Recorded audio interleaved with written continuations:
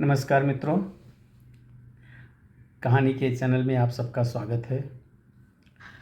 आज की कहानी है बेईमानी का फल। चलो कहानी शुरू करते हैं। किसी गांव में एक सुनार रहता था। बहुत गरीब था। पहले तो उसके पास काफ़ी धन था, परंतु जब उसने सेठ करोड़ी मल के 8 लाख रुपए के हार में बेईमानी की तो गांव के लोगों का उन पर से विश्वास ही हट गया और उन्होंने उससे अपने गहने बनवाने बंद कर दिए, जिसके कारण उसकी यह दशा हो गई कि दिन प्रतिदिन बिगड़ती चली जा रही थी। अंत में इतना गरीब हो गया कि उसके घर में एक समय का चूल्हा भी जलना मुश्किल हो गया था। उस सुनार के पड़ोस में एक गरीब ब्राह्मण भी रहता था। दोनों अच्छे दोस्त थे। वह ब्राह्मण कथा आदि सुनाया करता था, जिससे उसे लोग पंडित जी के नाम से पुकारते थे। एक दिन दोनों ने सोचा कि अब कहीं कमाने चलना चाहिए, जिससे कि घर का पालन पोषण भी अच्छी तरह से हो सके।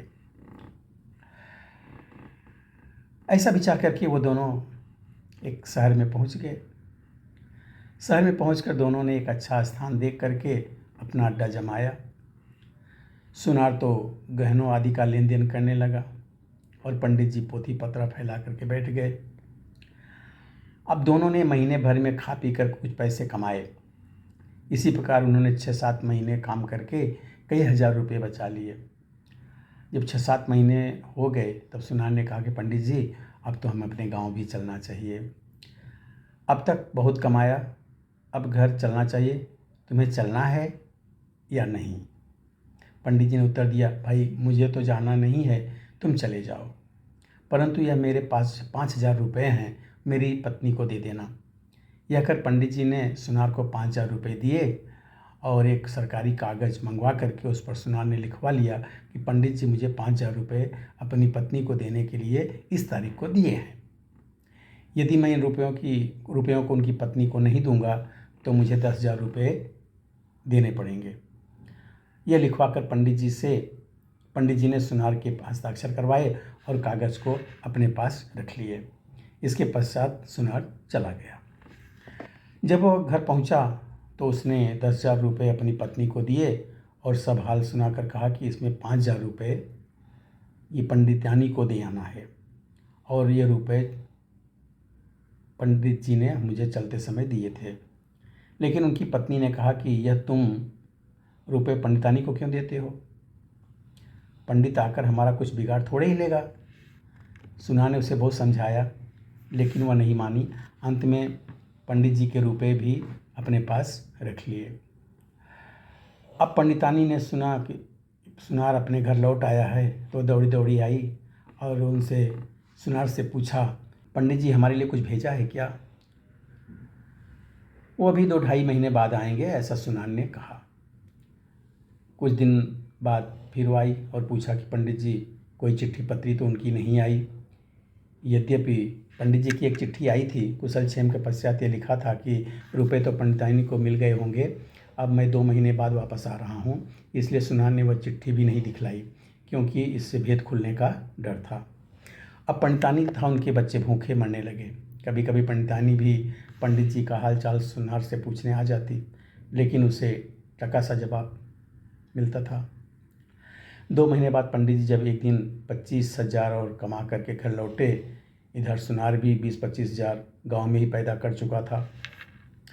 पंडित जी अपने घर पहुँचे तो उन्होंने अपने लड़के को पुकारा। उसकी पत्नी समझ गई पंडित जी आ गए हैं। उसने झट से दरवाज़ा खोला। पंडित जी ने बड़े ही हट्टे कट्टे हो गए थे। शहर में थे, उन्हें अच्छा खासा खाना पीना मिलता था, किंतु जब अपने गांव में घुसे तो उन्होंने देखा कि उसकी पत्नी तथा बच्चे बड़ी बुरी स्थिति में हैं। कपड़े तथा शरीर तो इतने गंदे दिखाई देते थे मानो अभी धूल से खेलते लौट के आए हों। घर की ऐसी बुरी स्थिति देखकर उन्होंने अपनी पत्नी से पूछा, घर की ऐसी हालत क्यों है?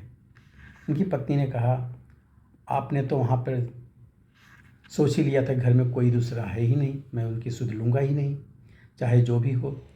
जब घर के सारे स्त्री बच्चे मर जाएंगे तब लौट कर आऊँगा, घर में अकेला आराम करूँगा। पति की बात सुनकर पंडित जी ने कहा, कैसी बातें करती हो? मैंने तो मित्र सुनार के हाथ 5,000 रुपये और एक चिट्ठी भी तुम्हारे लिए भेजी थी। पत्नी ने कहा, क्यों झूठ बोलते हो? रुपए कहाँ भेजे थे? 5,000 रुपये और चिट्ठी? अरे मुझे तो एक पैसा, एक कागज़ का टुकड़ा तक भी नहीं मिला। पंडित जी को शक हुआ, कहीं सुनार ने चिट्ठी और रुपए दबा के तो नहीं रख लिए। वह झट से अपनी पत्नी को लेकर सुनार के यहाँ पहुँचा। सुनार ने पंडित जी को देखते ही समझ गया कि वह रुपयों के बारे में कुछ कहने आया है। पास आकर सुनार बोला, राम राम पंडित जी, कहो कैसे आना हुआ? पंडित जी ने राम राम कहते हुए कहा, क्यों भाई, तुमने रुपये और चिट्ठी तो बिल्कुल दबा कर ही रख ली।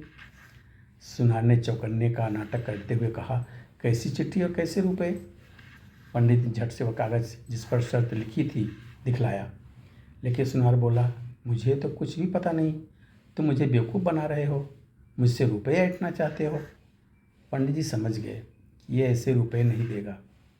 वो वहाँ से सीधे कोतवाली पहुँचे और कोतवाल साहब से कहा कि उस सुनार ने मेरे 5,000 रुपये दबा लिए हैं, मेरे रुपये मुझे दिलाने की कृपा करें। इतना कहकर उन्होंने वह शर्त वाला कागज़ कोतवाल को दिखाया। कोतवाल ने कागज़ देखा तो उसे विश्वास हो गया कि रुपये पंडित जी ने सुनार को दिए थे। वह उसी समय 2 सिपाही लेकर पंडित जी के साथ सुनार के यहाँ चल दिया। जब वो चारों सुनार के घर पहुँचे तो वह सिपाहियों और कोतवाल को देखकर सुनार डर गया। उसने वहाँ से भागना चाहा, लेकिन उसे झट से एक सिपाही ने पकड़ लिया। कोतवाल ने सुनार से पूछा, पंडित जी के रुपये कहाँ हैं? सुनार ने आश्चर्य दिखाते हुए कहा, कैसे रुपये? कोतवाल ने वह कागज़ दिखाया और कहा, देख, यह रहा रुपये देने का प्रमाण। सुनार उसे देखकर बोला, यह बिल्कुल झूठा है। कोतवाल ने जब यह सुना तो उसने बगल में से कोड़ा निकाल कर तड़ाक से सुनार को जमा दिया और कहा, और यह हस्ताक्षर किसके हैं? यह सुनार की मोहर किसने लगाई? कोड़ा पड़ते ही सुनार सीखता हुआ बोला, सरकार, सच कह रहा हूँ, मैंने रुपए नहीं लिए।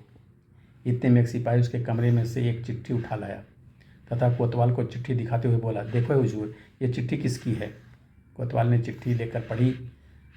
यह वही चिट्ठी थी जिसे पंडित जी ने सुनार को दी थी। कोतवाल उसे पढ़कर कहा, देख, दूसरा प्रमाण यह है कि ये सारे रुपए ला करके दे दे, नहीं तो इतनी मार लगाऊंगा कि होश ठिकाने आ जाएंगे। इस बात सुनार डर गया। उसने झट से 10,000 रुपये निकाल कर पंडित जी को दे दिए। लेकिन कोतवाल ने कहा, अभी 2,000 रुपये और सजा के पंडित को दे दे। आखिरकार उसने 2,000 रुपये और ला करके पंडित को दिए। पंडित प्रसन्नतापूर्वक अपने घर चला गया। कोतवाल सुनार को हथकड़ी पहना करके जेल ले गया। उसे 1.5 वर्ष की सज़ा हो गई थी। कुछ दिनों में उसके घर का बचा कुचा धन भी समाप्त हो गया। अब उसकी पत्नी को मांग मांग करके गुजारा करना पड़ रहा है।